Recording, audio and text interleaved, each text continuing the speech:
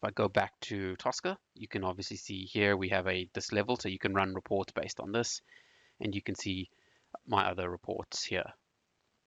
And here's some execution lists for my reporting and profiling. We'll have a quick look at that. If I come over here, let's look at my tests for reporting. And in my report, we're actually going to launch Power BI. If I expand this, you can see I'm going to launch my URL, navigate to my actual report, and pull some data from the screen. Okay.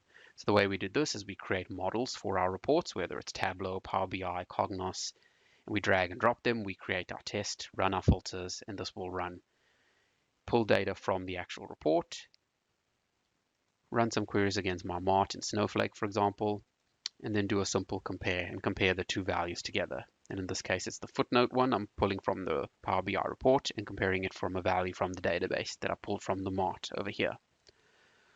So let's run this part of the test, and I'm just going to launch my actual Power BI report.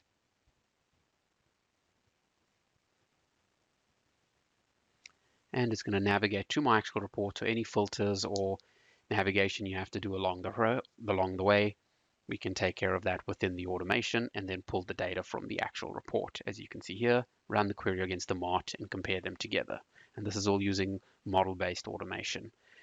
If there's an API available, like in Tableau and Power BI, if they're web-based, there's generally like an API behind it. We can pull the data from the API, save it as a XML or a CSV, and then use that to compare the data against the actual Mart or anywhere along the warehouse. A lot faster and a lot easier to create and maintain. But as you can see, we can pull it from the actual report itself, the interface.